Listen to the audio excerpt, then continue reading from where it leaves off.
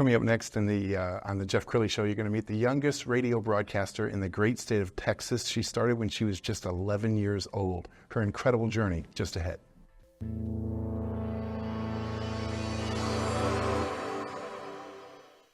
Many are predicting that the worst is yet to come, which is unfortunate, said one person here.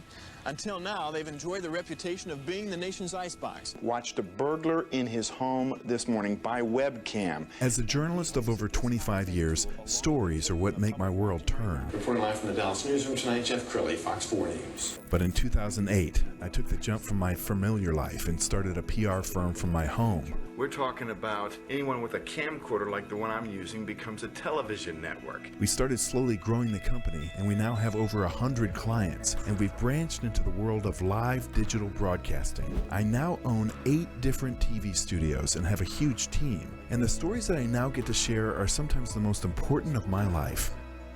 Life has a funny way of coming around full circle. This is the Jeff Crilley Show. Well, I got my broadcasting start when I was just 19 years old. I was a sophomore in college, and I got a little internship at the TV station there, and I thought I was doing okay at 19. I can't hold a candle to my next guest. Anya Ahuja is in the studio. She started her career when she was 11. Are you kidding me? Thank you. 19 is incredible. And to be on TV, that's huge. Thank you. Well, you're kind. I want to talk about you. So when did you always know you wanted to be a broadcaster when you were a little girl? Honestly, I always knew that I wanted to get my voice out there somehow. The funny thing is that I was incredibly shy in elementary school. The teachers used to tell my parents, why is she just sitting with a book? But I think that's because I just didn't have the confidence in my own voice yet. So I used to listen to the radio all the time in my car with my parents because the radio is a really important part of the Dallas community, especially the Dallas South Asian community. So when I had the curiosity and opportunity to meet my first CEO at a party we were at, I asked her, I know you're starting a radio station, super cool, can I come see?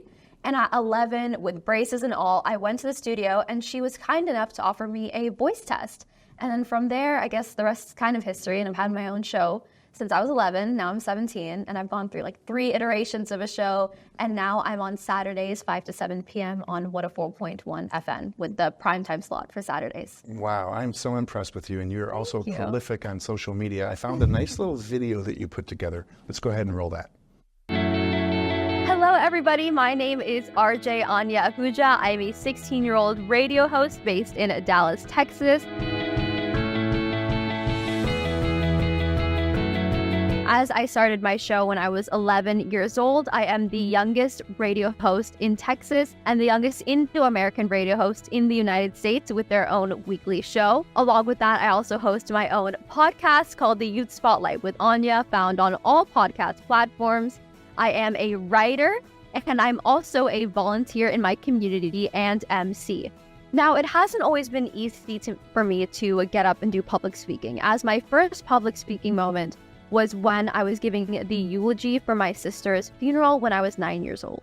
Because of that, every time that I thought of anything remotely related to public speaking, I always felt this sense of pent-up emotions that I just didn't want to bring back up again. But once I overcame that personal struggle, there was yet another hurdle to overcome because of my age and because I was in a field of radio hosting and emceeing at the time, where most of the people in it, and especially the successful people in it, are adults and people a lot older than me. Because of that, I wasn't taken as seriously as I was very young.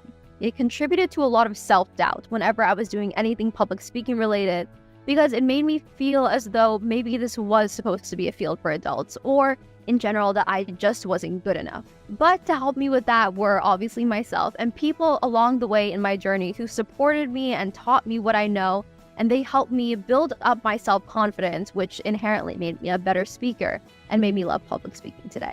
You are never too young to make a difference both in your lives and the lives of others, and that you should always follow your passions and your heart, no matter if the road has obstacles in it or if other people don't believe in you in the beginning. So be the voice and follow your dreams. I am so impressed with you, honestly, and you just have the heart of an angel. Because you are leading a movement. Talk about Be the Voice. So Be the Voice is this organization that graciously reached out to me. They work in the public school curriculum in Georgia for all the K through 12 schools. And they have a platform where they try to supplement the curriculum with things like advocacy, public speaking, and they teach the students by using stories of other students. So they reached out to me for the 24-25 school year, and I'm talking about, in that video, I'm talking about my journey with public speaking, broadcasting, how I started, and basically how you shouldn't let one experience define your whole career or your whole path in that field. And I wanted to give a shout out to Miss Tran Smith. She's absolutely the reason why I have that video, why I'm this confident in myself, and why more people are able to see my story. It's her, and that video is being shown in public schools as part of the curriculum all over the state of Georgia. So if I'm in your homework, I sincerely apologize. You are so amazing. We're going to show an article. This was written in Voyage Dallas, and as we scroll down the article, there's some just great pictures. And so I want you to kind of narrate for us the different pictures that we're looking at, because you do it all. You're a host. You're emceeing events. Yes. So why don't you describe some of the pictures that we're looking So the first one up there is with the Indian Association of North Texas. They have a bazaar, or like an event at the Rough Riders Stadium, where they basically celebrate India's Independence Day. Like thousands of people show up, and that was me emceeing, I want to say 2 years ago, and I'm with some of the board members of Indian Association of North Texas and the other MCs. And my CEO actually is in that photo too. Oh, cool.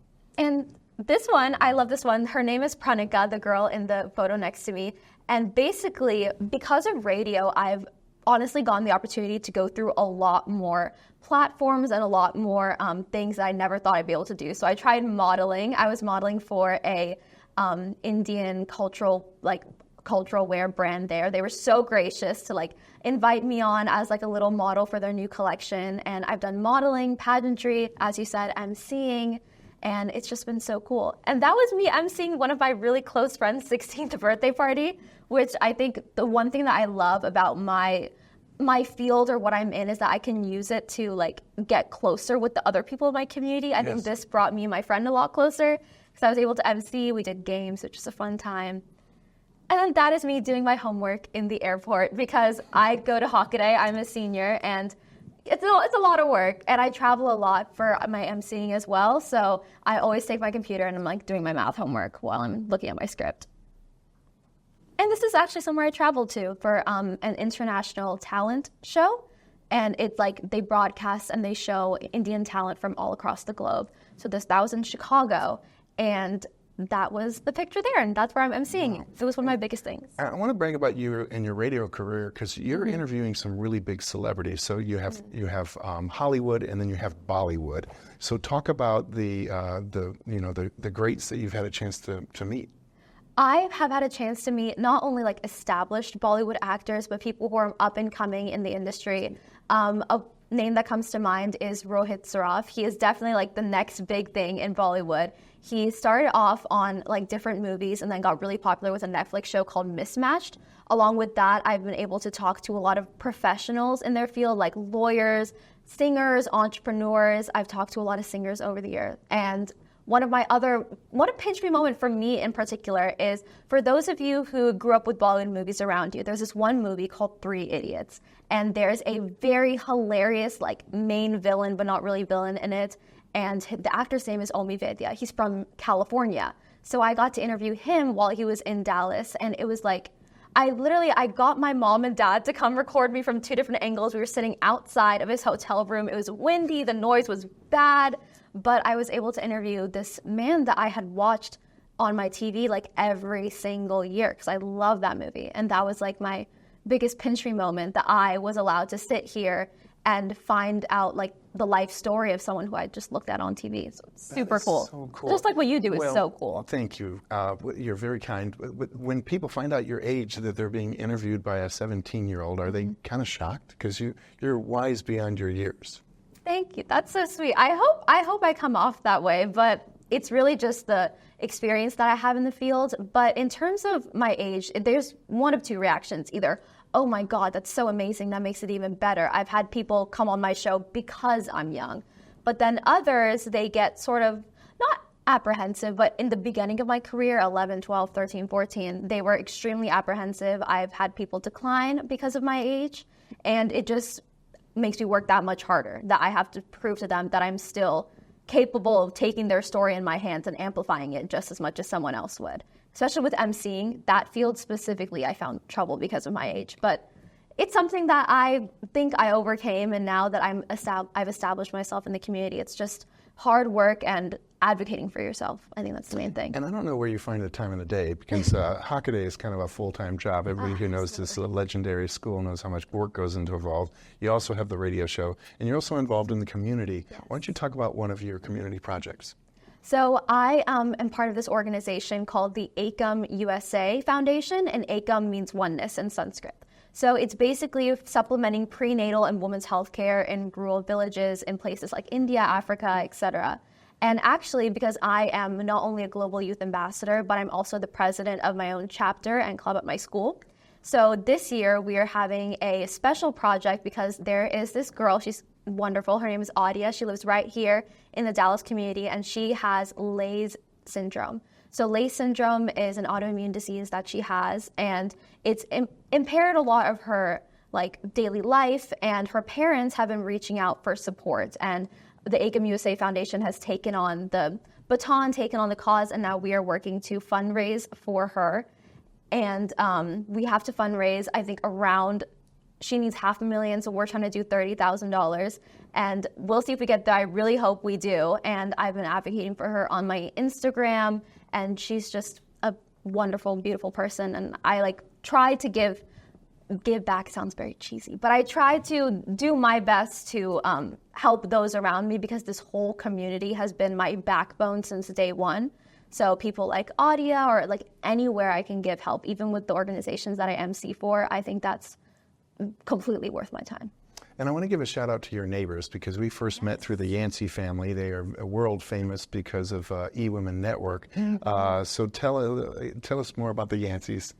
I love them. They're my neighbors, and they are so wonderful. Speaking of the community that I think has done so much for me, we met, I believe, on a walk. We were walking our dogs. So I was walking my little dog.